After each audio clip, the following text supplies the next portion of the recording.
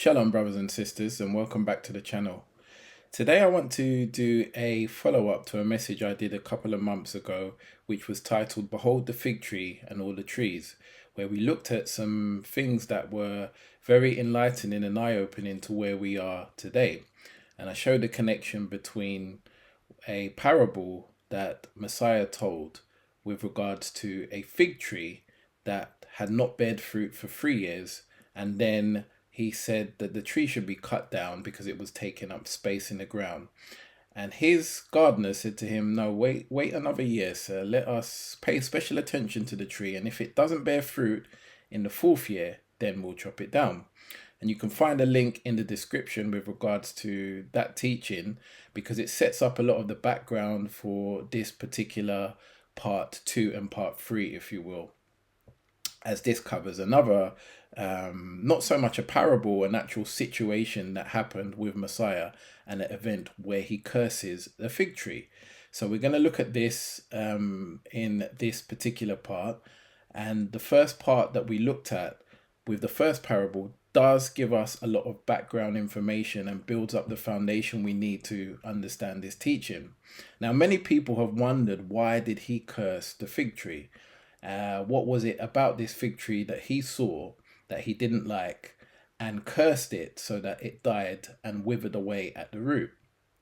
And me, myself, over the years, I've always tried to understand what this means. And I'll go back to something I've said on previous teachings. We need to sometimes have a spiritual hat on to get the full application. And that's why I'm building the foundation with 2 parts of this particular teaching, so we can understand what it means in terms of why Messiah did what he did from a physical perspective, but what that also means spiritually for the people at that time, but more importantly for us today, because it has a relevant meaning for us today. And that's something that we're going to explore over the next 2 parts of this teaching. So if you haven't seen the first part, Behold the Fig Tree and All the Trees, the link is in the description. Please do take time to watch it.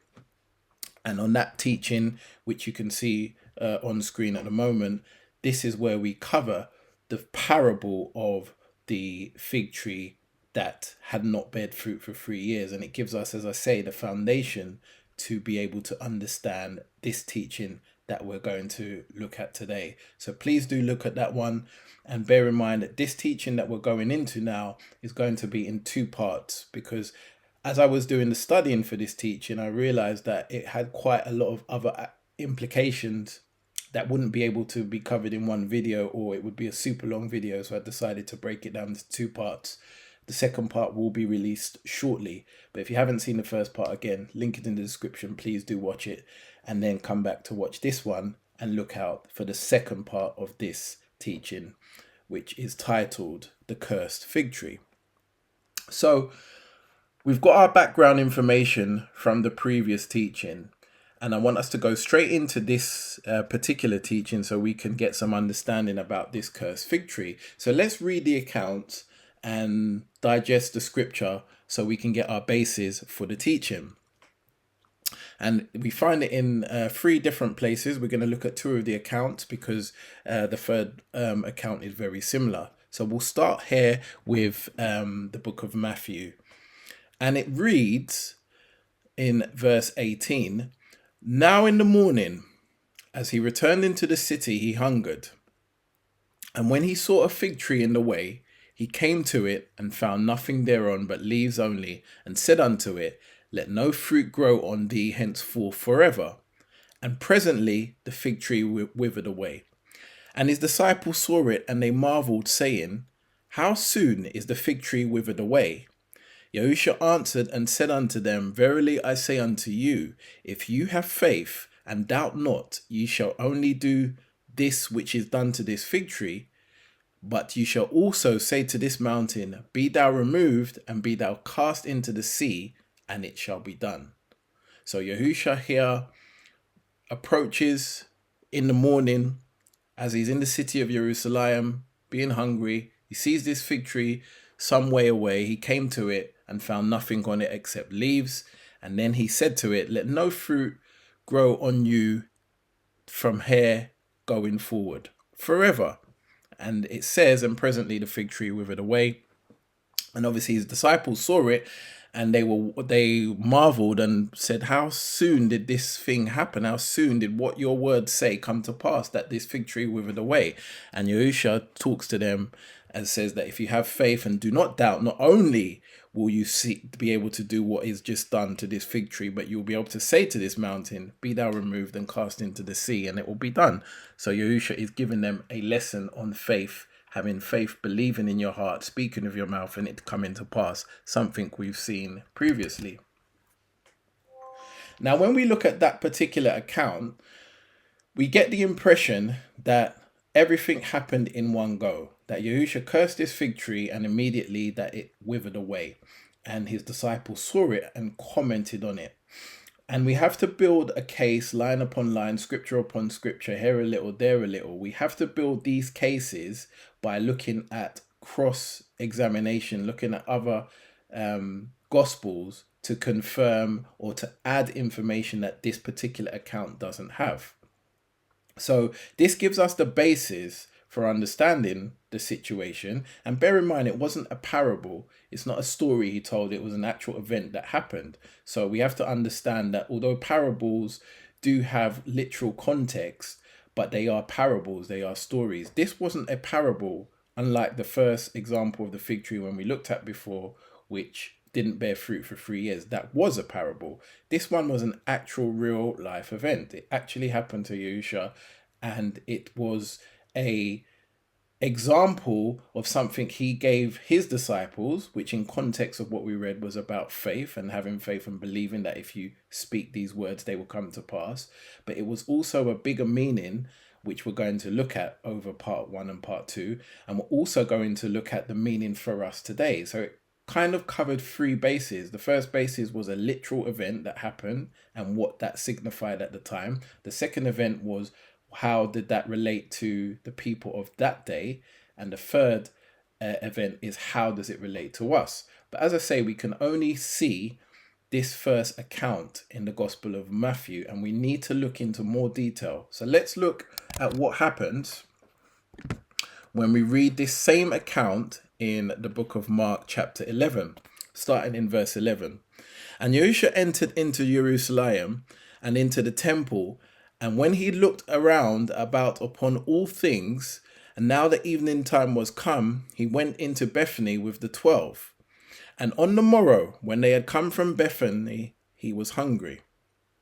And seeing a fig tree afar off, having leaves, he came if haply he might find anything thereon. And when he came to it, he found nothing but leaves, for the time of figs was not yet. Yahusha answered and said unto it, no man eat fruit of thee hereafter forever. And his disciples heard it. Now we drop down to verse 20, and it says, and in the morning, as they passed by, they saw the fig tree dried up from the roots. And Peter, calling to remembrance, said unto him, Master, behold, the fig tree which thou cursed is withered away. So you can see here by reading the account that happened in Mark chapter 11, in the verses we just read, that this was the same event we read in Matthew, but Mark clarifies a few things that was not added into Matthew or does not read as easy in Matthew. The first thing it clarifies that the fig tree that he saw was from afar. It wasn't a fig tree right next to him. He saw a tree in the distance from wherever he was at the time. Messiah saw this fig tree in the distance from afar. And the reason why he saw it is because it had leaves. It had a full load of leaves on the fig tree. So that's the first thing that Mark clarifies in this particular account. And then he goes on to say that he found nothing but leaves when he went to the fig tree, because he saw the leaves from afar and he was hungry. He went to the fig tree to look at what he could find, what fruit he could find, what figs he could find on this tree. And he found none. And it tells us the reason why he found none is because the time for figs, for the fruit of the fig tree, was not yet. That was not the time for the fig tree to produce a harvest. So we could question and think, well, why was Messiah looking for figs if it wasn't the time. And this is the information that Mark gives us in his account.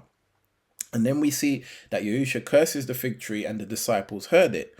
Now, the third bit of information that Mark adds that is left out of Matthew, it says that in the morning as they passed by, so the next day, as they passed by, they saw the fig tree dried up from the root. So when we look at Matthew's account, it seems like all these things happened in one go, that they saw the fig tree immediately withered up after Messiah cursed it, and they said, look, this fig tree is dried up. But Mark clarifies that this was the next day that the disciples, namely Peter, saw this fig tree dried up from the roots. And then he points out to Messiah that, look, the fig tree which you've cursed has withered away. So by adding these two accounts together, line upon line, precept upon precept, we now have a fuller picture of what was going on at the time. And that gives us the ability to be able to understand the lesson that these disciples were given at that time, but also the lesson for us today, because it is very relevant to where we are today. And this is what we're going to explore over parts 1 and part 2. So it's important for us to definitely understand and acknowledge that this was something that happened over 2 days, if you will. One day leading into the next day in the morning when the disciples saw the withered away fig tree that Messiah had cursed. And the question that we want to know is, what was the meaning behind it? What was the meaning for them of that day? But also, is there a meaning for us today, for us to see and for us to understand? Because Messiah does not do a thing, not a tittle, not a jot for no reason. Every single thing he does has a reason, a significant reason. And most of the time it's for multiple dispensations, if you will. There is a meaning for those of that day, but there is also a future prophetic meaning, because Messiah in his wisdom knows that one day his believers are going to be studying his word. They're going to be reading, and he's giving us messages and giving us clues and hints as to the times and seasons that we're in when we read his word, even though it happened 2,000 years ago. But he's still able with his wisdom to put the information in there for us today. And that's why it's important for us to have a spiritual hat on, so we can understand the message he's trying to give us. Now, as I said, we are going to cover this in 2 parts, because part 1, we are going to deal with the physical. In other words, what physically happened at that time. Now, there is a spiritual implication for everything, but we're going to cover the physical first.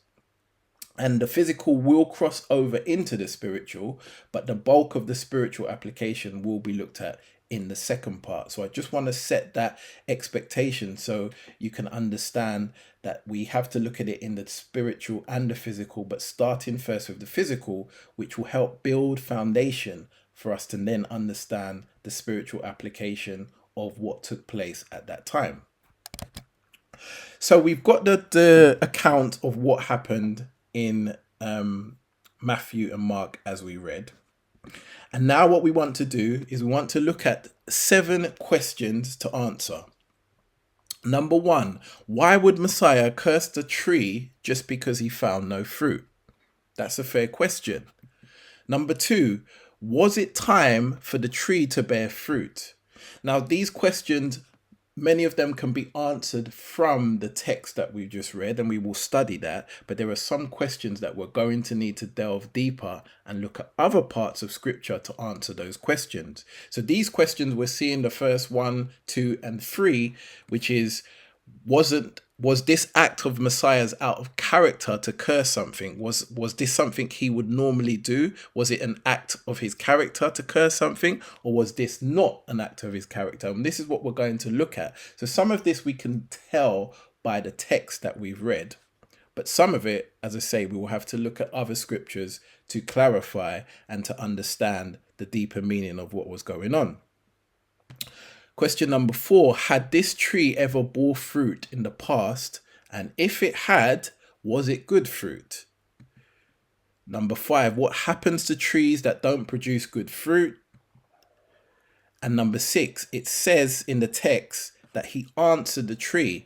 And I pointed this out in the video, Behold the Fig Tree and All the Trees, as we covered this very brief situation that happened, and saying that I may do a video, Yah willing, in the future, which Yah is willing because I'm doing this video now. But I covered that in that teaching where I said he answered the tree. And if he answered the tree, then you usually answer when somebody asks you a question. So it would appear that the tree, obviously in the spiritual realm, because the tree is not speaking physically, but the tree said something. What was it that the tree said to him? What did the tree say? Because it says he answered the tree. So what did the tree say to him in order for him to answer it? And number 7, what do the fig leaves represent from a spiritual perspective? Because he found no fruit, and we looked at the first teaching, and if we've studied that, we've understood what the fruit of the fig tree is, and also what the fig tree itself represents. And we covered that in the first teaching, so I don't want to go into that right now. I'd encourage you to watch it. But if we have that spiritual perspective, then we can see what the fig leaves, which Messiah found. He found plenty of leaves but no fruit. What do those leaves represent from a spiritual perspective? And that's why I say we're going to kind of cover the physical first, the physical application of what actually happened in this part 1, and part 2 go into the spiritual application. But bearing in mind, there will be a crossover from the physical to the spiritual in order to understand both parts of the teaching. So that sets the scene as to what we're going to look to answer in order to understand how Messiah is operating and what he's trying to teach us. Now, we've looked at both accounts that we want to focus on in Matthew and in Mark. And by putting all the information together, we've got a clear picture of what happened. So now let's delve deeper into the questions that we have to see how these things relate to what Messiah was trying to show us. Now, the first question, why would Messiah curse the tree just because it found no fruit? We can find the answer to that in Mark 11:12, where it says, and Yahusha entered into Jerusalem and into the temple, and when he had looked around about upon all things, and the evening time was come, he went into Bethany with the 12. And verse 12 says, and on the morrow, when they were come from Bethany, he was hungry. So he was obviously hungry when he came to this tree. And as it says in verse 13, he saw it from afar. And what made him see it from afar were the leaves. This tree had leaves. So he saw the tree from afar with leaves.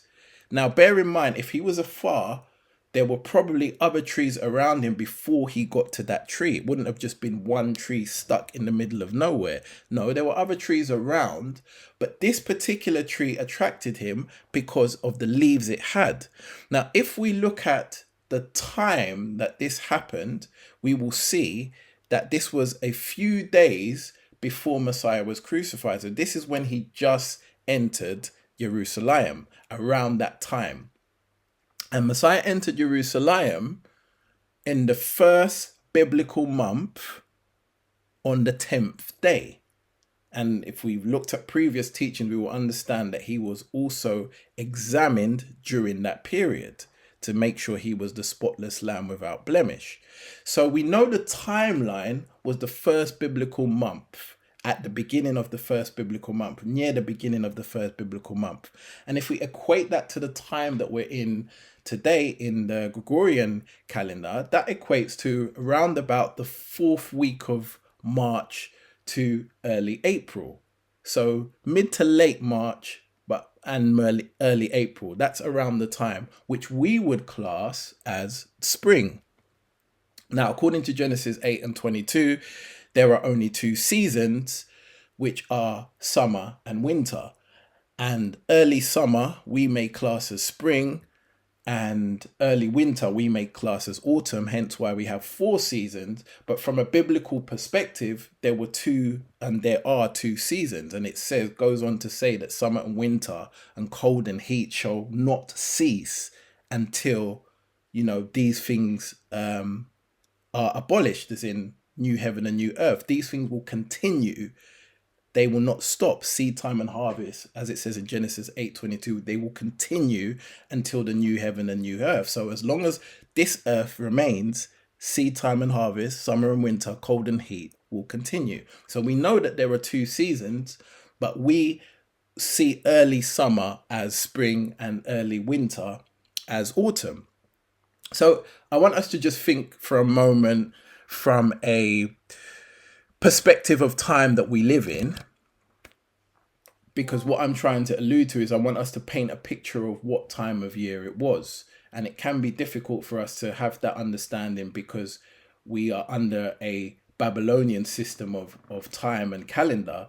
But if we relate that to what time it was for Yahusha, it was the beginning of the first biblical month, just before he was crucified. We know he was crucified on the 14th day of the first biblical month at Passover. So this was the timing, the time frame of when this event took place. If you read the chronological gospels, you will see that it was around the 10th day when he entered Jerusalem. And so this event was between that time all the way up to the 14th. I think it was maybe around the actual 10th or the 11th. But if you read the Gospels in chronological order, you will understand that this was in the first biblical month, at the beginning of the first biblical month. And that for us equates today to around about late March, early April, which we class as spring. So you set the scene now that if you are in this month of spring, as we would call it, or the season of spring, the beginning of spring, around about mid-March to late March, and you saw a tree full of leaves, and you saw other trees around that were not full of leaves, maybe they had one or two, they were just beginning to bud, because bear in mind it's very early spring, so they're just starting to regrow after the winter has stripped them of all their leaves, and we're going to see some visuals a bit later on.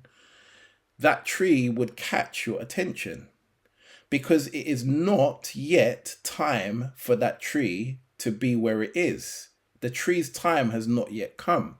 And this is what we are seeing in this account, that Messiah saw this tree far off, meaning that there were other trees around, but they were not unusual because they were following the pattern, the order of creation. They were following the pattern that was designed for them to follow. Trees are very consistent, and this is something I've personally learned through my own life and my own understanding, because and I'll explain in a bit more detail later on. I have a particular tree right outside my house that I watch every year, and it's like clockwork. It does exactly what it's meant to do when the time is right, according to the season and the month that we're in. And Messiah, as it says in Colossians 1, who created all things for him and by him, he knows the order of how the trees grow.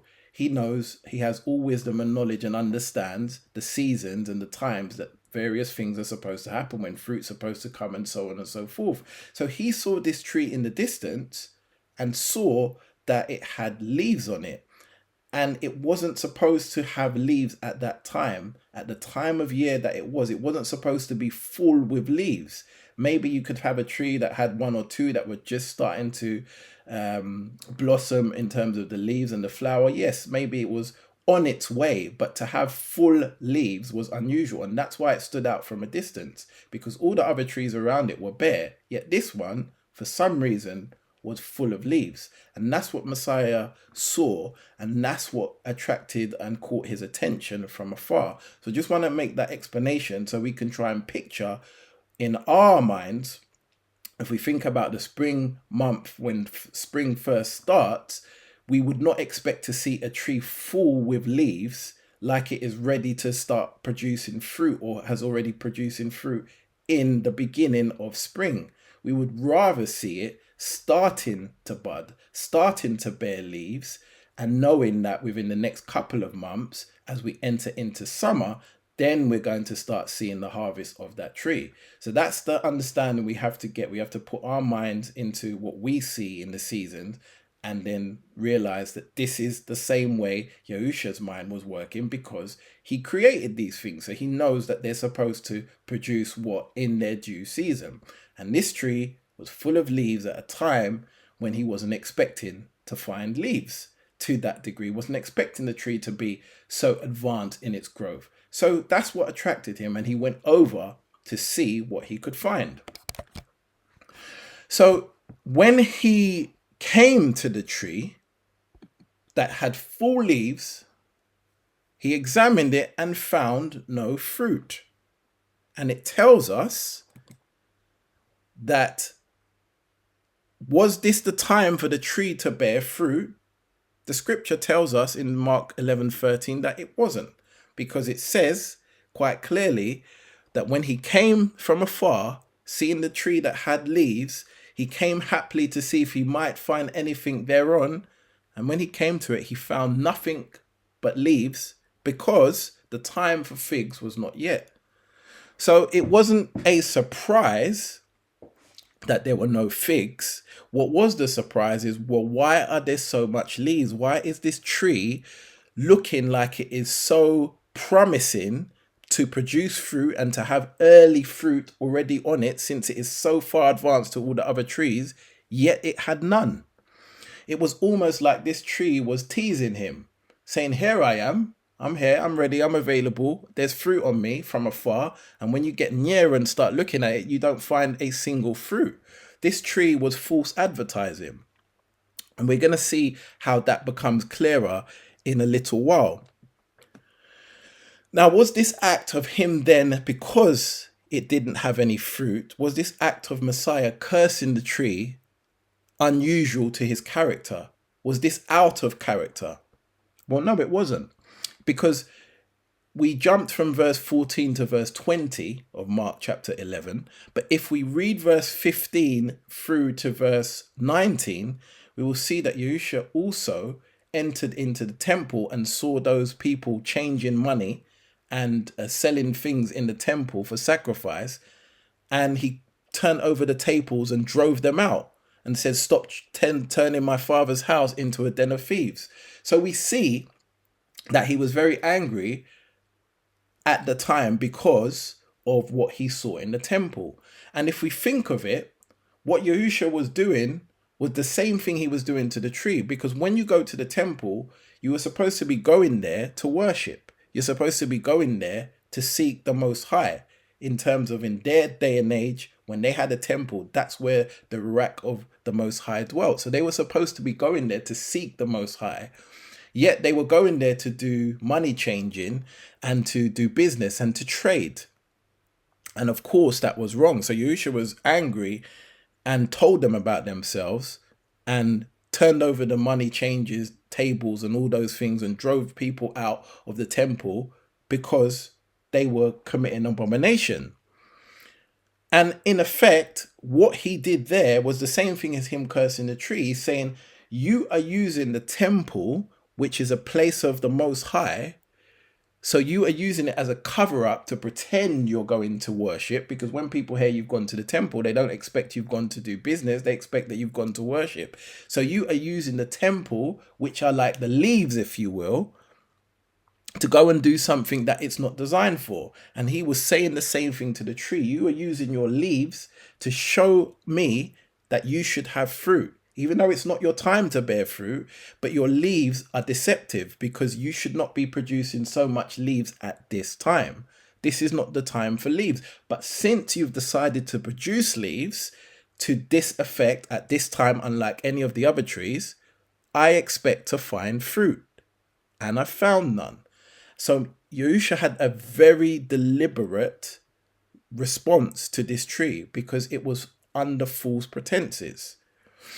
And when it says, was this act out of character? No, because he did the same thing in the temple, that he was angry at how the people were treating the temple, the place, his father's house for worship. They were there to do business. So he destroyed the things that they were doing there and disrupted it.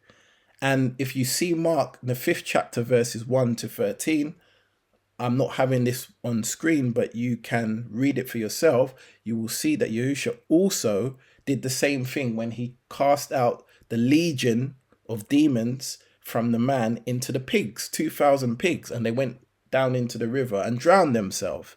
Now, those pigs were being raised by people in that area because they said that they were being fed. That's why there were so many of them, 2,000 pigs. He drove those demons into those pigs, or allowed those demons to go into those pigs, because those people shouldn't have been rearing pigs anyway. Pig is a forbidden food. As you know, it is an unclean meat. So why were they rearing so many pigs? Was it just to clean rubbish? Not 2,000 pigs. Surely they were there for another purpose. And again, him being the righteous judge and knowing all things, knew exactly what they were doing. That's why he allowed those demons to go into those pigs and get rid of them, to destroy and disrupt the abomination and the sin that they were causing. Same thing he did in the temple, and it's the same thing he was doing to this tree, which we will see in more detail. This tree was under false pretenses. It was showing that it had many leaves and that it was very ready to bear fruit and had early fruit on it. That's the indications it was giving, compared to all the other trees that were not showing this. But yet when he came and examined it, he found none. So we can see that these three questions can be answered through the text that we've examined, because the text is very clear on the things that Yahusha was experiencing at that time. And now we're going to look at some other questions which we will have to use other texts to understand. Had this tree ever bore fruit in the past? And if it had, was it good fruit? Now, Mark 11:14 tells us that Yahushua answered it and said, "No man eat fruit of thee hereafter forever." And his disciples heard it. So if the tree had bore fruit in the past, the response that Yahushua is giving it would suggest that it had previously bore fruit, because he says, "No man eat fruit of thee from now on forever." That's what hereafter means. So from this point onwards, nobody else will eat fruit from you again. And that gives us the indication that that particular tree had bore fruit in the past. Now, we'll get more clarification on that when we answer the second part of the question, which is, if it had bore fruit, was it good fruit? And this is what we are now going to investigate as to whether or not that tree did bear fruit in the past, and if it did, was it good fruit? And what happens to trees that don't produce good fruit? And it says he answered the tree. What did the tree say to him in order for him to answer it? And the seventh question, what do the fig leaves represent from a spiritual perspective? And that's where we're going to get a bit of a crossover from covering the physical into covering the spiritual, which will mainly be on part 2, but we will look at some of that in this particular part. So let's move into some more text from the Gospels, which are going to give us a better understanding in order to answer the other three questions. Because we have to understand that these questions are legitimate questions if we want to understand the physical implication of what was going on at the time. Like we have valid questions. Why was he doing these things? What was the purpose behind it? Because everything, as I said, that he does has an exact purpose. And usually the purpose is not only for the audience of that time, but it's also for the audience of today, because in his wisdom, he knows that we are going to be looking into these things and seeking these things. So he's already answered us in advance, and it's just down to us to use the Ruach HaKodesh that the Most High gives us to those who believe, to be able to understand these things and not using or relying or leaning on our own understanding. So let's look at the text that is going to give us this information as to when he saw the tree in the distance. Had that tree produced fruit before? And if it had, was it good fruit? So I said, yes, I believe that tree had produced fruit before. But whether or not it was good fruit is what we will find out.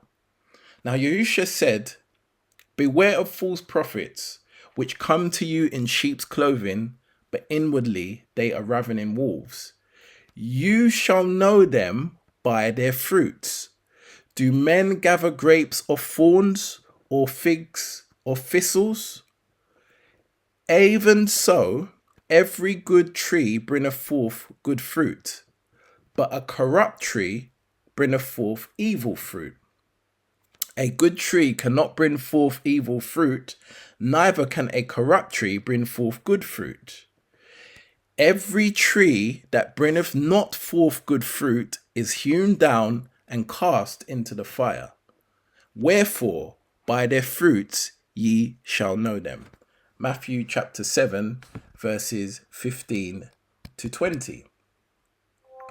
So we see here that Yahusha is telling us that you will know every tree by the fruit it produces. Now, obviously, he's talking from a physical perspective, a spiritual perspective, but from a physical perspective, it's also logical, or from a literal perspective, that you identify a tree in the natural by the fruit it produces. You may not always know what tree is by the leaves unless you're into these things and you understand it, but when the fruit comes, 9 times out of 10, as long as you know what the fruit is, which you'll probably be more able to identify the fruit, you will know that this is an apple tree, this is a pear tree, this is a banana tree. You'll know what fruit that the tree produces, and therefore you will know what the tree is.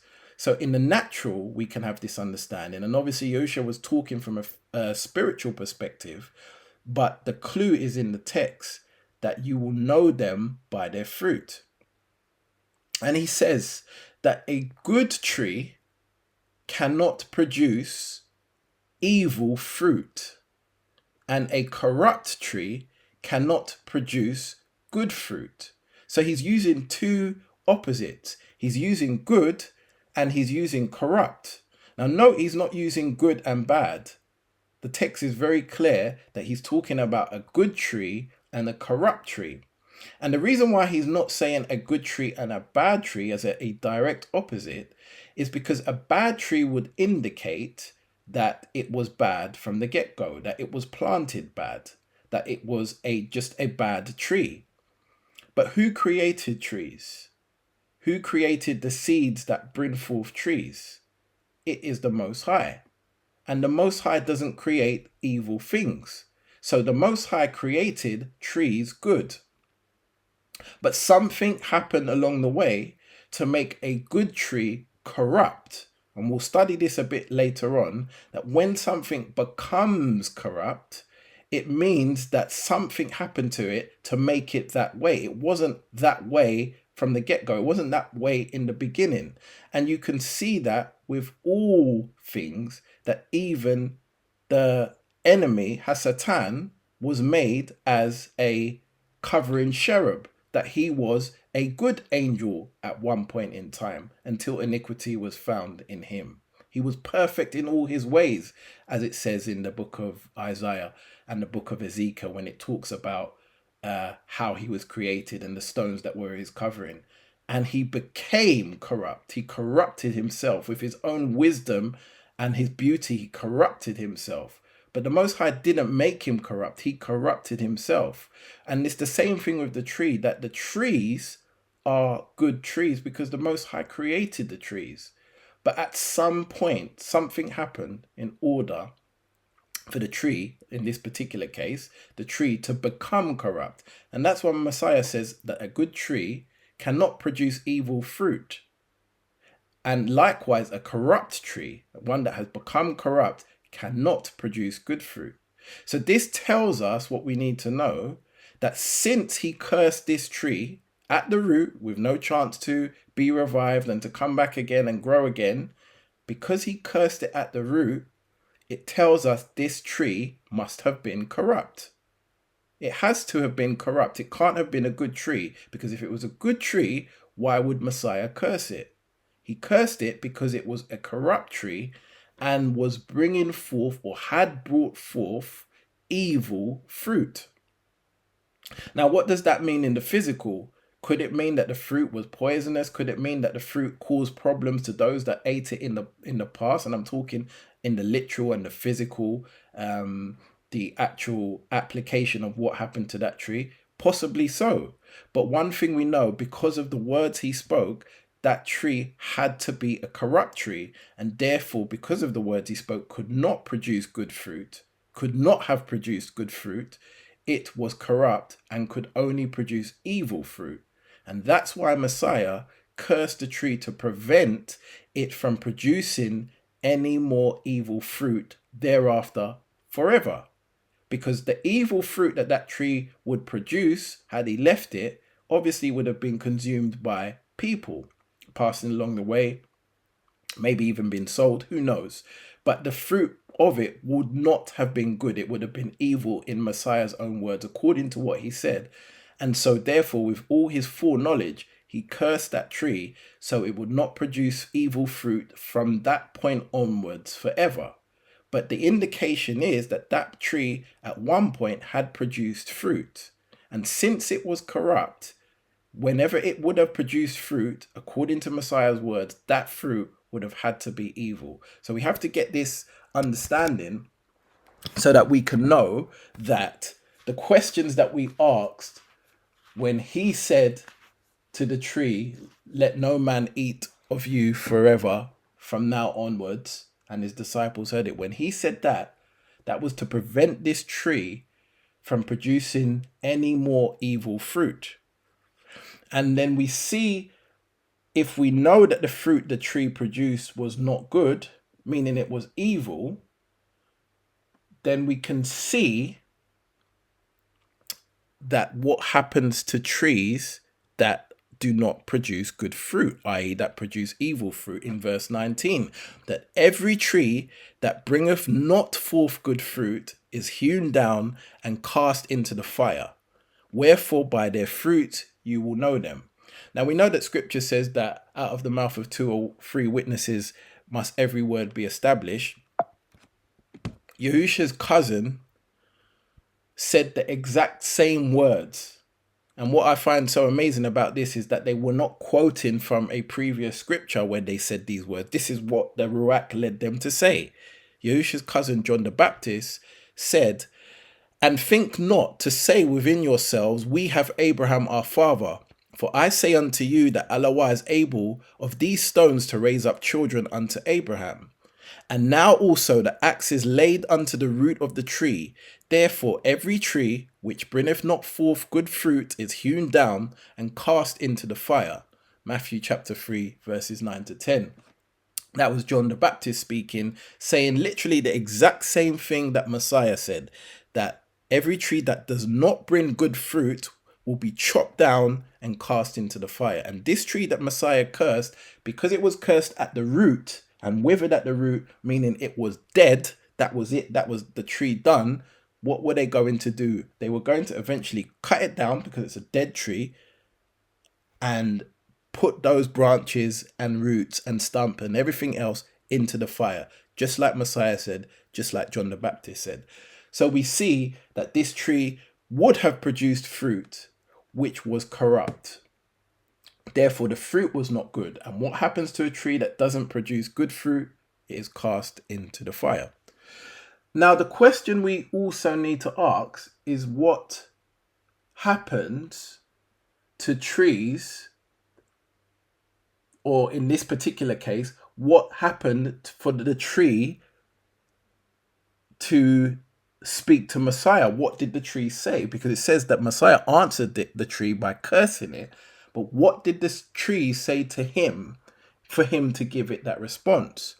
And again, if we understand the situation, the tree was talking under false pretenses. And this is where the crossover to the spiritual realm comes, because obviously the tree didn't physically speak, but the tree's leaves told Messiah that it has fruit on it. Even though it's not the time for me to bear fruit, from a distance it appeared like it was a good tree. It was a deceptive tree. From the distance, he swore it from afar off.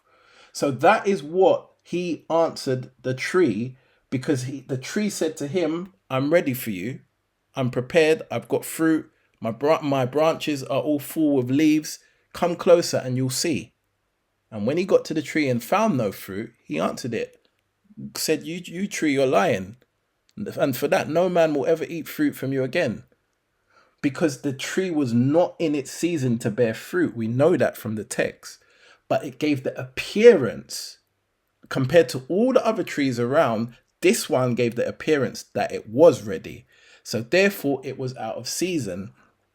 And so that's why he answered it and said to it, let no man eat fruit from you again forever, because you are doing things that you're not supposed to do, i.e., you're producing leaves in a season you're not supposed to produce them. Okay, fine. But where's the fruit to back it up? And there was none. And you see, this is why Messiah is very deliberate in the things that he does, because we might look at the spiritual side of these things, or the physical, the literal side, and think that it's a little bit over the top. But when you understand the spiritual application behind it, you will see exactly why he did what he did, because he knows all things. He has full knowledge. And he was showing us here that it is one thing to go against the grain, to go out of season, but it is another thing to go out of season and still not produce in that season. And that is why everything has a season. And this will become a little bit clearer as we go forward. To everything there is a season. Right on cue. Ecclesiastes 3:1. And that is what we have to keep in our mind. To everything there is a season. There is a season for everything, as it says in the scripture. And this tree was operating out of season. Not the fact that it didn't have fruit, because it wasn't the season for fruit, but the fact it was fully bared with leaves compared to all the other trees at the beginning of spring, as we would call it, or the beginning of summer, as it was in Yasharel in that day. That was not correct. It was different to all the other trees. So it was not acting natural. It was acting supernatural. And we've identified that the supernatural way it was acting was not good supernatural, because he cursed the tree. And we've already seen that every tree that does not bear fruit has to be chopped down and put into the fire. And that's exactly what he was doing. He was preparing it for that particular purpose, because the fruit it produced was corrupt. So to everything there is a season. And if we understand to everything there is a season, we can listen to what Messiah said in Matthew 24:32, where he said, now learn a parable of the fig tree, that when his branch is yet tender and putteth forth leaves, you know that summer is nigh. And this is exactly the point Yahusha was showing us, that we can tell the seasons. And again, we're talking about the literal, we're talking about the physical. We can tell the seasons by nature, because nature is set to operate within the seasons, to operate at each thing at its appointed time. So he's telling us, learn the parable of the fig tree. When you see the branch is tender and it puts forth leaves, you know that summer is round the corner. Now, that tree that was full of leaves was in the first biblical month of the year. It wasn't time for it to be full of leaves. It should just have been starting to produce some of the new leaves. And that's what all the other trees were showing. Messiah was expecting it to be in that condition, yet it promised so much from afar. It promised so much, but when he got to it, it offered so little. And this is what we are seeing here, that we should be able to tell the seasons that we're in because of the fig tree and the branch being tender and it being put forth leaves. We know that summer is round the corner. Summer is approaching. But this tree showed something different. This tree showed that we were already way into summer and should have fruit on it and had none. So we have to get this understanding that the parable of the fig tree, where he says here that the branch is tender and it puts forth leaves, show us what time it is, that summer is coming up. Summer is round the corner. This is in order of nature. This is a natural occurrence. Yet this tree was acting supernatural from an evil point of view. Hence why it was cursed and not allowed to produce evil fruit, because the tree was corrupted. How and when that happened, the Bible doesn't tell us. But we know that Yahusha is righteous. And if this is the action he took, it shows us that the reasoning behind it is because of what we have read on the other texts that tell us that corrupt trees will only bring forth evil fruit. So this was a corrupt tree. Now, a corrupt tree means, as I said before, that it was originally a good tree, because the Most High made all trees. The enemy is not a creator. He can corrupt things, but he can't make things. And I take a little bit of a pause to mention, obviously, today in the society we're living in now, we see in so many imitations of the Most High's creations in all aspects. But let me just talk about food for a second. We're seeing modified food and GMOs and all these things that are totally bad for human health and have none of the nutrients that the Most High originally put in his creation. And we know Hasatan can't create. He hasn't got the ability to create like that. He can modify. And that is what he's doing with these fruits that we're seeing today, and these vegetables that we're seeing today, and even the meats that we're seeing today. These things that are manufactured in a lab, and all the abominations going on. So we know that when we are looking at these things in the physical and in the natural, we know that they have a evil target and an evil perspective. But when we start looking them in the supernatural, we see even more how deep these things go and how they have to be rooted out, which is exactly what we're studying to see why this tree was rooted out from a spiritual perspective, which will give us all the understanding we need. So this particular tree that we've looked at, showing signs that it was a good tree because of the fruit, the leaves it had from afar, and on closer examination had no fruit to back it up. We're thinking of it from a physical and literal point of view, but let's bear a thought for the spiritual implications of that. What does the fruit mean from a spiritual perspective? And what do the leaves mean from a spiritual perspective? And what does the tree mean from a spiritual perspective? If we keep those things in the back of our mind, it will help us understand a lot more exactly what was going on at this time. Matthew chapter 24, verses 4-5. And Yahusha answered and said unto them, Take heed that no man deceive you. For many shall come in my name, saying, I am Messiah, and shall deceive many. So here we see that Yahusha is talking about many coming in his name. And the other day, as I was preparing for this message and I read this particular scripture, in line with what I've been studying about the fig tree, it gave me a different perspective. That very often we think that when we hear this scripture that somebody will be coming in his name, we think about conventional Christianity. We think about those who are proclaiming a name that the Most High never gave Yahusha, and we think that this is what he's talking about. But in John chapter 5, verse 43, Yahusha says that I am come in my Father's name, and ye receive me not. If another shall come in his own name, him ye will receive. So he's making a very clear distinction that he comes in his Father's name and is not received. But if another comes in his own name, he will be received. So this scripture, when we now look at Matthew 24, he is saying that people will deceive you who come in his name, not in the name of another. The one who comes in the name of another, who comes to deceive, once Yasharel are awoken, that is an obvious deception. It's not even a deception anymore, because you are awoken to who you are as people. But he's not talking about that person or those group coming in another name. He's talking about someone, a group of people, an individual coming in his name. In other words, calling him his name, Yahusha or Yahawashai, calling him the name that he comes in.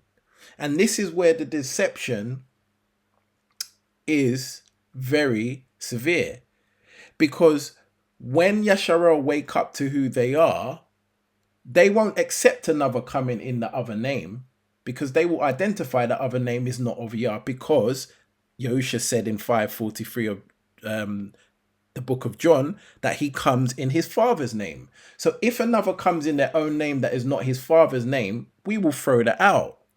But the one we may be deceived by is the one that actually comes in Yahusha's actual name, the one that comes in the name that Yahusha was given by his father. Whether you use the Paleo Hebrew Yahushai or you use Yahusha in the modern, it's the same thing. That someone will come preaching that he, Yahusha, Yahushai, he is Messiah, and will deceive many. So this is very important because it is directly connected to the fig tree. If we understand that the fig tree represents a Yasharelite, and the fig fruit represents the works of a Yasharelite, and he is saying to be not deceived by one coming in his name, i.e., one coming who is a Yasharelite, who identifies as a Yasharelite, meaning a true Yasharelite. Do you understand the point I'm making? I'm trying to stress that when Yahusha said these scriptures, he was not talking about what we today may think is a deception, because that deception is obvious. He's talking about a deception that will not be obvious, because the person will actually come in his name as a Yasharelite. And for those that don't understand, and I've talked about this on a previous teaching, and we'll cover it more in part 2, that there will one day be a one world government that will be led by one who rules the world. And that person that rules the world, if we look at scripture and the clues that are given in scripture, appears to be one from Yasharel. And if we understand the fig tree, that it represents one from Yasharel, or a Yasharelite, a person, a group, a tribe, a people. If we understand that from a spiritual perspective, we will then understand why that was cursed to never produce fruit again, because it was deceptive. That is the physical application as to what actually happened, that the tree was physically cursed because it was producing evil fruit, producing poisonous fruit or bad fruit, however you want to put it. But the spiritual application must also mean that one from Yasharel, a group of from Yasharel, different people from Yasharel, will come in Messiah's actual name, the name that the Most High gave him, saying, yes, he is Messiah, and will be preaching and teaching things that are corrupt and produce evil intentions. And that's why he cursed that tree, to give us that understanding that it's not everyone that is from Yasharel that is of Yasharel. And we're going to see that a lot more clearly in the spiritual part. But I just wanted to cover that because there's so many people now in these last days that are awakening, and so many people who are identifying who true Yasharel are. And there's so many different teachers and people popping up. And if you study some of the doctrine sometimes and their actual fundamental beliefs of what they're saying and measure it up with the word, you find that even though they say they're from Yasharel and might look like they're from Yasharel by the understanding that we have, it's very often a contradiction what they're saying, because it doesn't line up with the word. So I encourage and implore you to test all people that claim to be from Yasharel, myself included, as to what we are saying and teaching in line with the word. Is it in line with the word? Because if there are contradictions in it, then it means that there is a problem, because Yahusha has showed us that the fig tree that he cursed in the spiritual sense was a representation of Yasharel. It was a person, a people, a group of people, a tribe from Yasharel. And again, I keep saying it, but we will see this more clearly in the spiritual application of this teaching. We only have to think back to when Yahusha was betrayed so that the scriptures could be fulfilled, he was betrayed by a Yasharelite, somebody from the tribe, one of the tribes of Yasharel. He was a Yasharelite. All his disciples were from Yasharel. So it only shows us that a Yasharelite can be deceptive when the enemy has corrupted them, when the enemy has entered them and uses them for his own purpose. Scripture clearly shows us that. So we shouldn't be surprised to see a fig tree, which represents an individual or a group of people from Yasharel, being cursed at the root, so it could no longer cause that deception anymore. And again, as we study this further in part 2, we're going to see this in a lot more detail and it will become a lot clearer. But I think for now, it's important to make these highlights so that we are not surprised or shocked by these things, and that we are on our guard, because as Yasharel are waking up and more people are popping up saying that they know who true Yasharel are and they're part of true Yasharel, we have to examine them in terms of what they are saying, what teachings they're saying, what fruit they are producing in line with the word. Does it match up? Fine. Then that's fine. But if it doesn't, we have to understand that in these last days, the enemy is not only planting tares amongst the wheat, he's also corrupting the actual wheat that is there. Just the same way we see in the natural, foods are being corrupted, the actual foods are being corrupted by the things they're doing. Some of them we can't speak of, but we know it's going on. He is doing the same thing in the spiritual. He is corrupting those who are open to corruption, just the same way as he did by that disciple that betrayed Messiah. So all of these things are in synchronization. They all match, the spiritual and the physical. And we have to use our spiritual hat to discern these things so that we are not deceived. And when Messiah said, "Take heed that you are not deceived, for many will come in my name," he wasn't talking about those people that are following another name that the Most High didn't give. That's not a deception once you know who you are. That's obvious. He's talking about people that will come, that will look like they're from Yasharel. They will be from Yasharel, and they will tell you they believe in Messiah and that he is Yasharel, he is true Messiah. They will come in his name, but their fruit will be evil. It will be a corrupt fruit from a corrupt tree, a corrupt fig tree.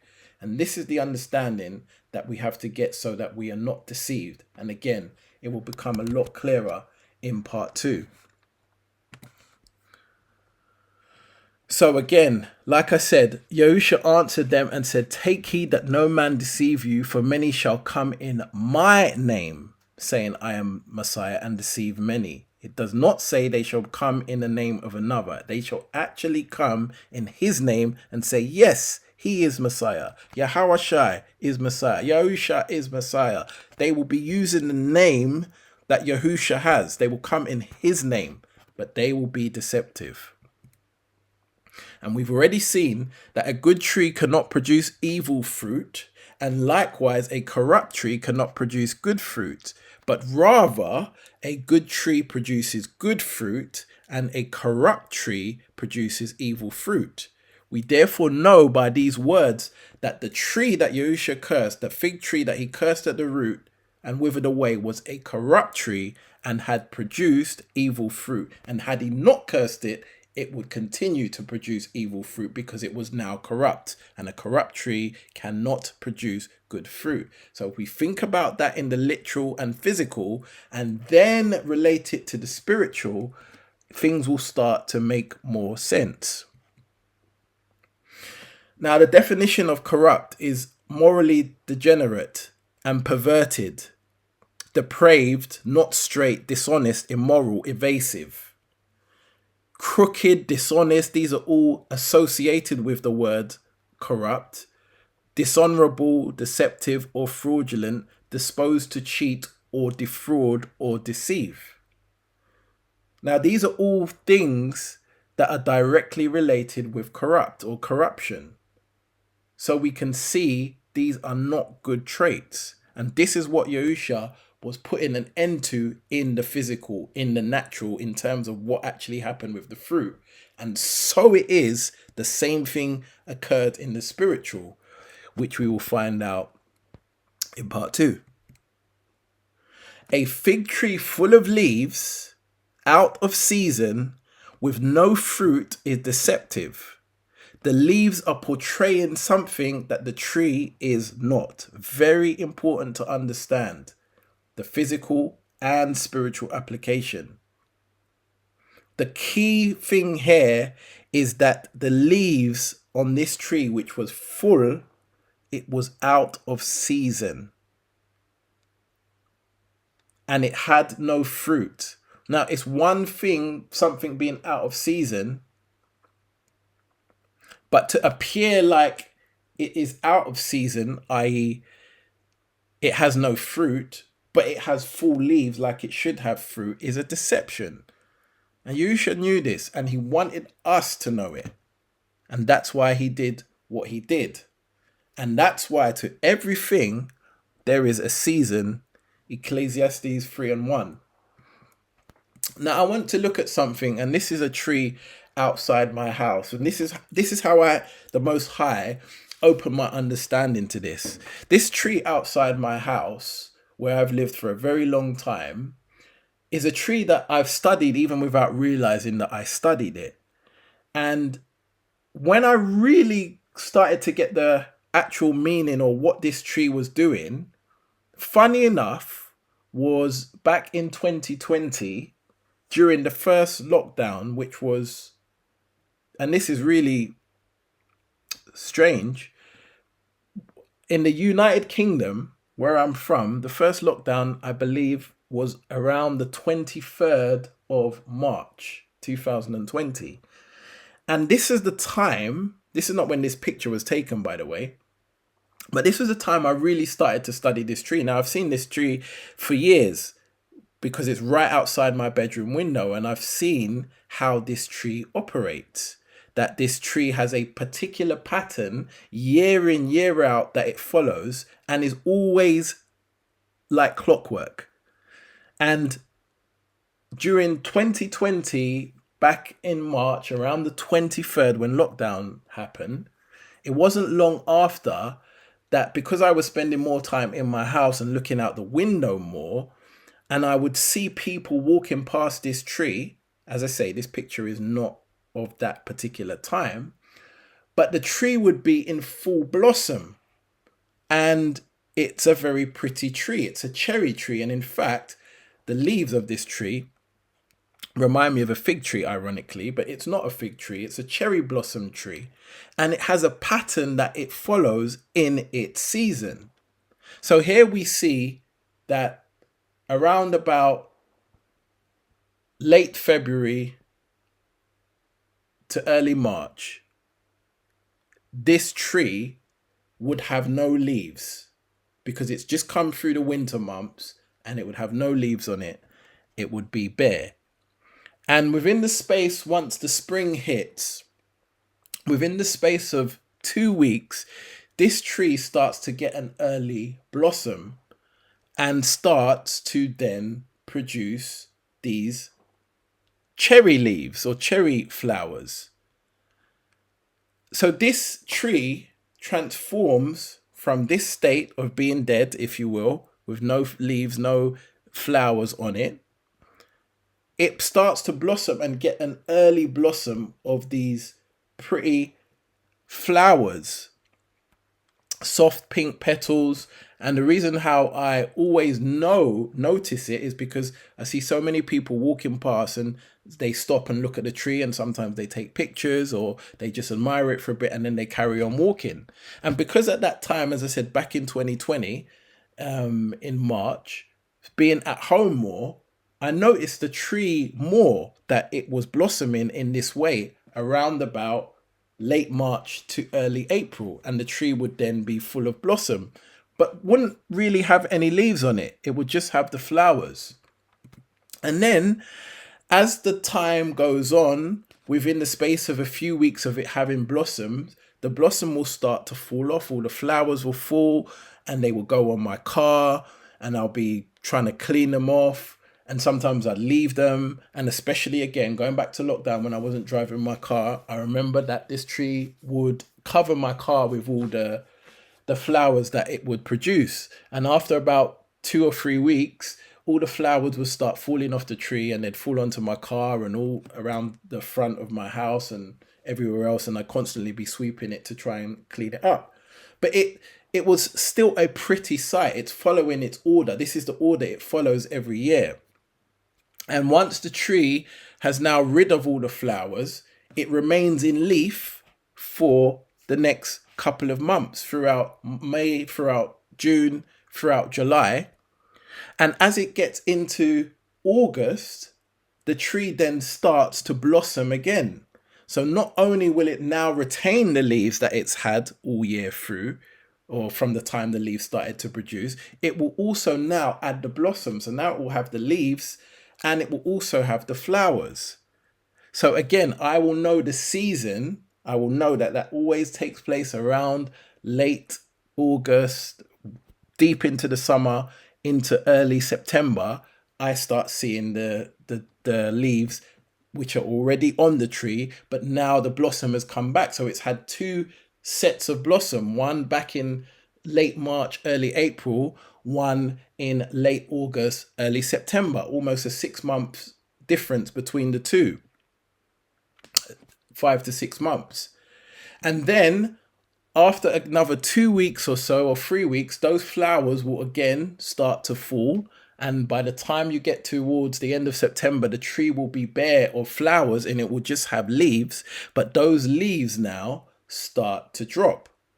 And the leaves start to obviously change color and they start to fall off the tree, all the way through for the next couple of months till we get to winter, into November, December, and January, February, around those times. And the tree then becomes bare again and repeats the cycle. Now, I've seen this thing year in, year out for as long as I've lived in this house. And so I know automatically what time of year it is based on how that tree is blossoming. I always know. And obviously I live in the area, so I know the particular tree. But if I was to go anywhere else and see a tree of the same nature, I would expect it to have the same pattern. Now, can you imagine if the tree full of blossomed flowers was like that in December?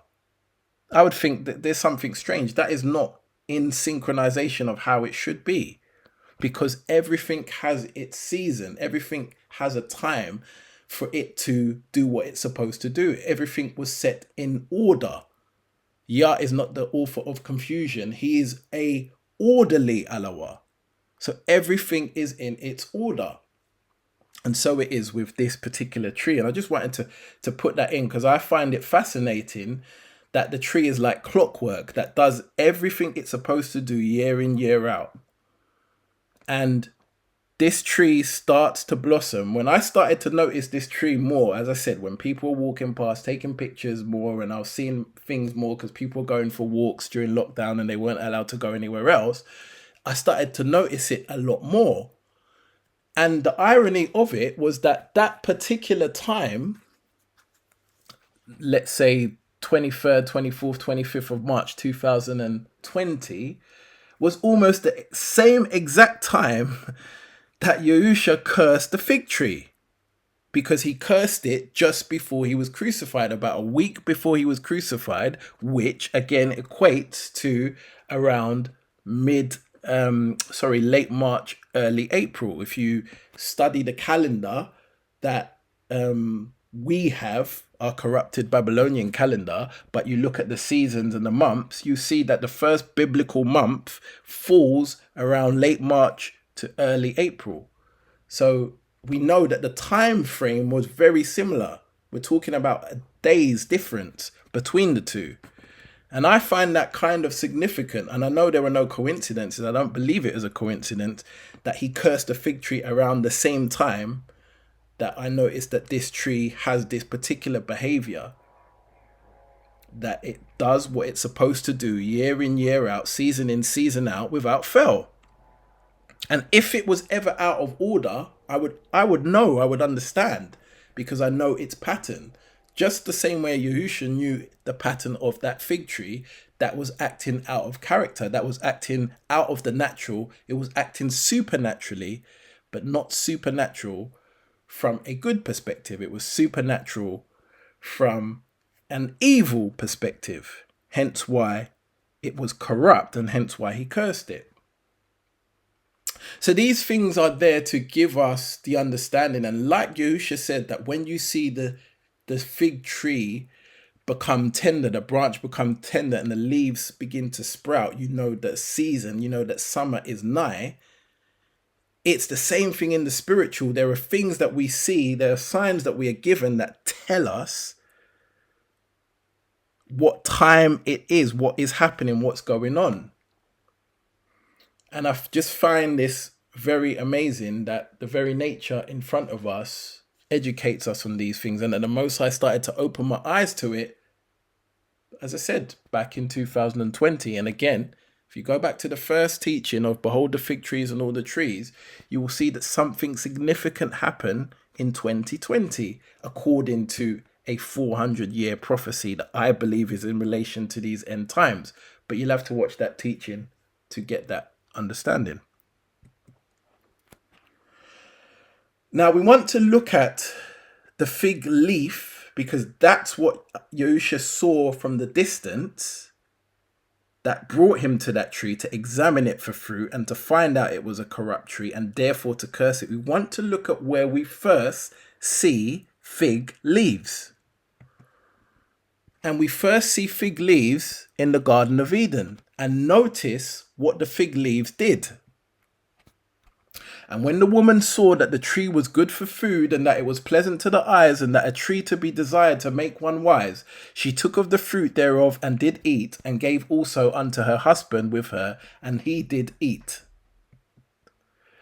And the eyes of them both were open, and they knew that they were naked, and they sewed fig leaves together and made themselves aprons. Genesis 3, verses 6 to 7. So the thing we have to understand here is that Adam and Eve, when they had sinned and taken from the forbidden fruit and eaten the forbidden fruit, and their eyes were open and realized they were naked, they became ashamed and they went to hide and covered themselves with fig leaves. They used the leaves from that very fig tree, not the one Yahusha cursed, but the one in the Garden of Eden. They took fig leaves. That was the thing that they chose to cover themselves. And therefore it shows us there is a spiritual, and again, this is where the crossover from physical to spiritual come. There is a spiritual representation that fig leaves have. This is the first time when we're reading the scriptures we see of the fig leaves. Now, fig leaves can be used for many good purposes. I've done a little bit of research about them and found out that they are full of fiber and they can be eaten and they are used in foods as well. They have a good purpose. But we see here that Adam and Eve used the fig leaves to cover their nakedness. Now, their nakedness was not a sin because the Most High created them so, and they were created perfect. But they had now sinned by taking from that tree of knowledge of good and evil. They'd eaten the fruit and they became aware of their nakedness, because before, to them, being naked was normal. And when they became aware of their nakedness, their first reaction was to cover their shame, to cover their nakedness using fig leaves. Now, many people believe that the forbidden tree that they ate was also a fig tree, and that's the reason why they used the fig leaves, because it was the nearest thing to them that they could find to cover themselves. The word doesn't say that, so I don't speculate on that, but I can understand why people have that assumption or that belief. But one thing is for sure, is that they chose fig leaves to cover their nakedness, even though their nakedness was not a sin. What was a sin was their action of taking from the tree, as we know, and eating the fruit from the tree when the Most High had told them that the day they do that, they would surely die. So you see, there is a spiritual connection with the fig leaf to our actions. There is a physical connection and a spiritual connection. And the fig leaf itself is not evil. We know that. But why was it used to cover up evil? Not to cover up being naked, that wasn't evil, but to cover up their shame, because they were ashamed because they had been lied to by Hasatan, the serpent, that they would gain certain things by disobeying the Most High. So they were covering up their actions because their actions have now led them to be ashamed of them being naked, which was natural and normal and good because that's how the Most High made them. So we see this fig leaf is used from a spiritual point of view, or can be used and linked to deception. And that's exactly what Yahusha saw in the distance. He saw these leaves of a tree that appeared to be in season, even though it wasn't season, meaning they appeared that that tree was ready and would have fruit, and it had none on closer examination.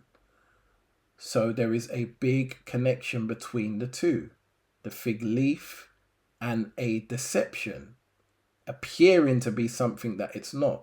Just the same way as Adam and Eve covered themselves using the fig leaves so they would hide their nakedness, but they couldn't hide their sin. The leaves were not enough to hide their sin. So these are important concepts to understand in the physical, just the different roles that these leaves had, and the role that it was playing on the tree that Yahusha cursed was a role of evil, because it was deceiving.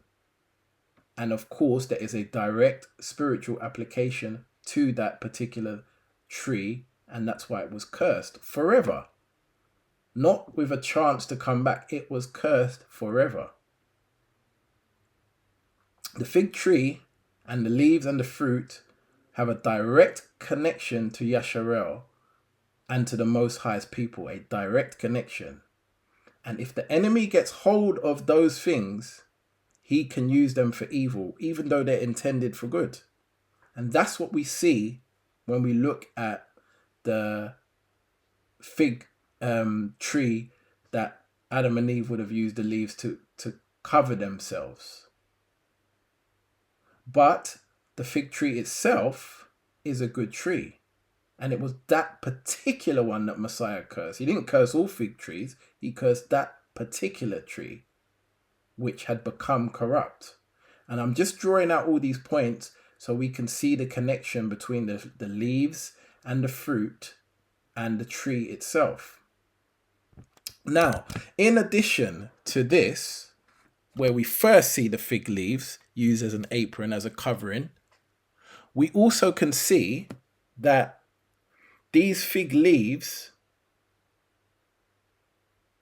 talking about the tree Messiah cursed, which was out of season of figs, had no figs on it, but had full of leaves when it shouldn't have because it was out of season. We can also see that that fig tree, or fig trees in general, as I said, I don't want people to get a misunderstanding that fig trees are evil, because they are absolutely not.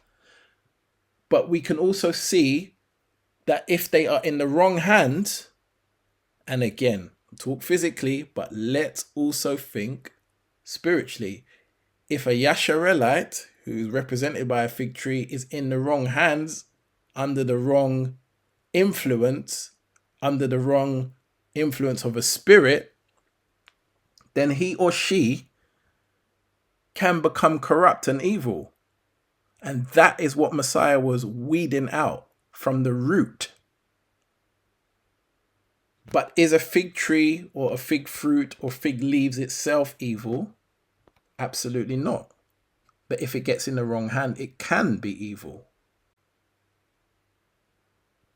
Now let's look at John chapter 2, verses 1 to 5. And the third day there was a marriage in Cana of Galilee, and the mother of Yahusha was there, and both Yahusha was called and his disciples to the marriage. And when they wanted wine, the mother of Yahusha said unto him, They have no wine. Yahusha said unto her, Woman, what have I to do with thee? My hour has not yet come. His mother saith unto the servant, Whatsoever he says unto you, do it. Now here, we've just looked at seasons and that everything has its season, Ecclesiastes chapter 3. And this clearly shows us that it wasn't the season for Yahusha to manifest himself publicly. That it wasn't the season for him to do miracles or for him to show who he really was and to do the works he was given. But even though it wasn't the season, his mother had an expectation. And we have to understand that the things that can change the seasons that we're in is something the Most High has given us. Now, it wasn't, as I said, the time for Messiah to manifest himself publicly, especially not at a wedding. The wedding was obviously between a newly wedded husband and wife, and they were there to celebrate that occasion, and Messiah wasn't there to steal their thunder, if you will. And also, his time for what he was sent to do was not for that moment. But his mother had an expectation, and the expectation she had in him was based on faith. She had faith in him and his ability to be able to do something. Why? She had probably personal experience of him doing something similar at home. Maybe there was a need, a lack of something, and he produced it supernaturally. The scriptures doesn't tell us that, but she was steadfast in her faith. Even though he told her his time has not yet come, her response to the servants was, whatsoever he tells you to do, do it. Meaning that she knew that if you followed his instructions to the letter, the problem would be solved. Why? Because she probably had the same thing at home. She's speaking from experience. She has faith in him, and it is faith that's what the Most High gives us. The evidence of things unseen, the substance of things hoped for. It is faith that can move you from a season that you're in to another season, even though it may not be time for that movement, but your faith can get you there. This shows that even out of season, faith in Messiah will get you very far. Remember the story again of the Canaanite woman, the one who begged Messiah to heal her daughter from a demon? The woman who came and begged him, and the disciples said, send her away because she's making too much noise, and he didn't answer her anything. Let's read it. In Matthew chapter 15, verse 22. After she begged him and he didn't answer her, and the disciples said, send her away, he then answered and said, I am not sent but unto the lost sheep of the house of Yasharel. Then came she and worshipped him, saying, Master, help me. But he answered and said, It is not meet to take the children's bread and cast it to dogs. And she said, Truth, master, yet the dogs eat the crumbs which fall off their master's table. Then Yahusha answered and said unto her, O woman, great is thy faith, be it unto thee even as thou wilt. And her daughter was made whole from that very hour. So here you see that Yahusha was adamant that it wasn't this woman's time, who was a Canaanite woman. She was not from Yasharel. It wasn't her time to receive from him, because he was sent only to the lost sheep of Yasharel. But because this woman was steadfast in her faith, and because of her persistence, that even when he said it is not right to take the children's food and give it to dogs, she said, yes, you're right, master. But even the dogs can eat the scraps off the master's table. In other words, she had so much faith that he could still help her, even though it wasn't her time, that he had to give her what she requested, because her faith is what moved her from out of season to in season. It's the same thing as Yahusha's mother. Even though it wasn't his time to manifest himself, but because she had so much faith in his ability and willingness to do something, she stayed steadfast and told those servants, whatever he tells you to do, do it. And that is something we could learn so much from, that whatever he tells us to do it, and then it will be all right. And so it was. And the reason why I use these examples is because Yahusha, when he went to that tree, seeing it from afar, that had a tree full of leaves, he did not have a faith problem. He is faith. His name is faithful and true. He is faith. He did not have a faith problem, but the tree was being deceitful. The leaves were a deception. They were appearing to be something that the tree was something that it wasn't. And that's why Yahusha cursed it. Now, in the physical, that might not mean much to us, but when we see the spiritual application of how that ties in, it will mean everything. And I'm just using these examples that even though something is not in season, if your faith is where it should be, that can move the Most High to do what needs to be done. And Yahusha never ever had a faith problem. So when he saw that tree full of leaves, he came onto it expecting to find some fruit, even though it wasn't season for fruit, but the tree was showing signs that it was ready to produce fruit or had been producing fruit. And he realized there was no fruit on it and cursed it because it was a corrupt tree and therefore had been producing evil or poisonous or bad or rotten fruit. And he cursed it so no one else would ever experience that again. And again, that's in the physical. But when we understand the spiritual application behind it, it all makes sense as to why he did what he did. And it's relevant for us today. So relevant because we are in the last days. And those at the time, in that time, 2,000 years ago, it was also relevant for them because, as I said, from a spiritual perspective, there was one amongst them that, although was smiling with them and being their friend and being their brother, from a spiritual perspective, was an enemy. The one who deceived Messiah so that the scriptures could be fulfilled. He was from Yasharel. And we'll look at that more in part 2. So we've seen how the spiritual crossover, if you will, ties in with the fig tree and the fig tree being deceitful with the leaves out of season. And we've seen that even though something's out of season by faith, as we see here, that it can still be given unto you according to your faith.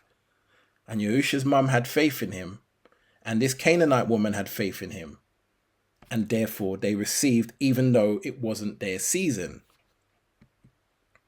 And now let's look finally for part 1 at another understanding of a fig tree, where we see how it is connected in the spiritual realm to the Most High.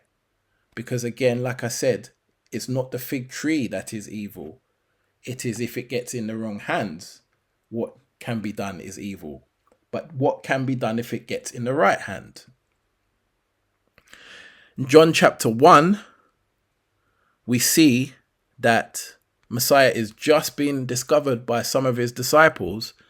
And starting in verse 45, Philip finds his brother Nathanael and says unto him, We have found of whom Moshe in the law and prophets did write, Yahusha of Nazareth, the son of Joseph. And Nathanael says unto him, Can there come anything good out of Nazareth? Philip says unto him, Come and see. Yahusha saw Nathanael coming to him and said of him, Behold, a Yasharelite indeed, in whom there is no guile. And Nathanael said unto him, Whence knowest me thou? And Yahusha answered and said unto him, Before that Philip called thee, when thou was under the fig tree, I saw thee. And Nathanael answered and said unto him, Rabbi, thou art the son of Alawah, thou art the king of Yasharel. And Yahusha answered and said unto him, Because I said I saw thee under the fig tree, believest thou? Thou shalt see greater things than these. And he says unto him, Verily, verily, I say unto you, hereafter ye shall see heaven open and the angels of Yah ascending and descending upon the Son of Man. So we see here that Nathanael was meditating under the fig tree, a peaceful and spiritual setting that the fig leaves produce. And here again, I'm drawing the connection that the fig leaves are good, but if used in the wrong hand or in the wrong context, can be bad. But Nathaniel was meditating under the fig tree. And how do I know he was meditating or praying, whichever one you want to use? How do I know that that was the scenario? Because there was nobody around. And that's why when Yahusha said to him that he saw him under the fig tree, he identifies Nathaniel as being a Yasharelite who is no fool. There's no guile in him. He cannot be easily deceived or tricked, because he saw him meditating. Messiah saw him in the spiritual realm. Now, obviously, he didn't see him physically, because at the time, Nathaniel was alone. There was no one around, and Messiah was in a different place altogether. In the physical realm, he can only be in one place at once. And we know that he doesn't lie. So when he said he saw him, he had to have seen him, but it was in the spiritual realm, because Messiah is connected to the Most High. He is the Son of the Most High. And Nathaniel was meditating to the Most High, probably on the promises to Yasharel, because these people were under Roman rule at that time in Yasharel. And he knew the promises, and he was probably doing something very similar to what we should be doing today, saying to the Most High, we need your deliverance. We need your coming Messiah to deliver us and get us out of this Babylonian system. The same thing we're doing today. So when he was under that fig tree, in that peaceful setting, in the spirit, meditating, Messiah saw him. He saw him in the spiritual realm. And that's why he says, behold, here comes an Israelite or Yasharelite indeed, in whom there is no guile, in one that can't be tricked, one that's not a fool and can't be deceived. So when Nathaniel hears this, he says, well, how do you know who I am? How do you know me? And that's when Messiah says, before Philip called you, I saw you under the fig tree. And immediately he says that, we can see that Nathaniel's reaction after Yahusha tells him how he knows him says it all. He declares Yahusha to be a teacher, the son of Alawah, and the king of Yasharel.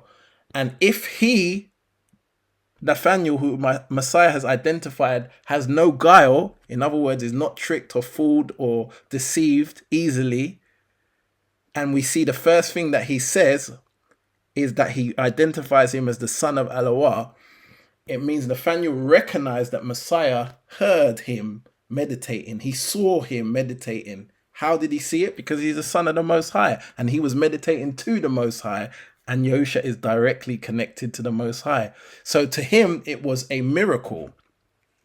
It's not recorded as the first miracle in the gospel. The ones we just looked at, the wedding in Cana, turning the water to wine, is recorded as the first miracle.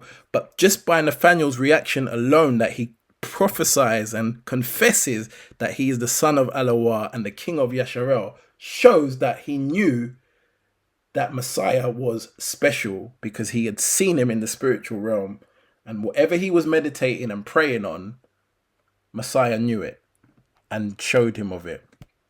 So I just draw that connection because it shows us that the setting was under a fig tree, and the fig tree, which was full of leaves, a fig tree in its season. And again, if you look at the timeline as to when this happened, you will see the season that it was in, that fig tree would have been in its full bloom, because the time Messiah revealed himself to his disciples when he first chose them. So everything fits together, that the fig leaves, the fig tree, and the fig fruit in the spiritual realm have a very important standing and represent a Yasharelite, a group of Yasharelites, a tribe of Yasharelites. It represents Yasharel. But so is it that when that fig tree was cursed, it still had the same representation for a Yasharelite, a group of Yasharelites, a tribe of Yasharelites. And as I said, we know that the one who deceived Messiah was from Yasharel. And let's remember Ecclesiastes 1:9, that the thing that hath been is the thing that shall be, and there is no new thing under the sun. That have been is that what shall be. So we know that history repeats itself.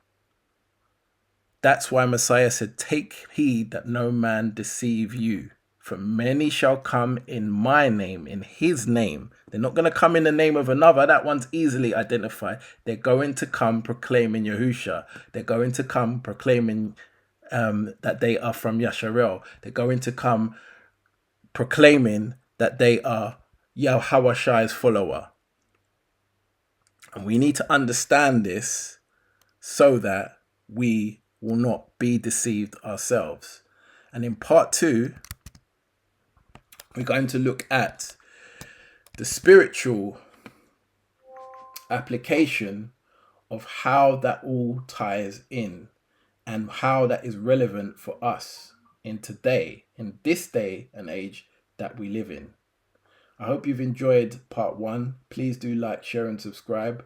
Look out for part 2, which will be out shortly. And remember that the spiritual application of things is the key.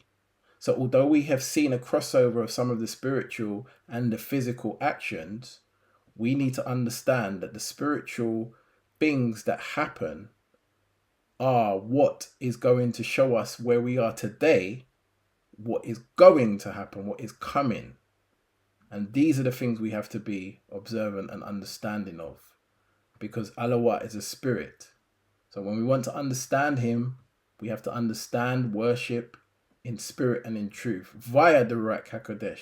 Ask it to open our understanding so that we can be spiritually in tune with the things that he is trying to show us. May Yah bless and keep you.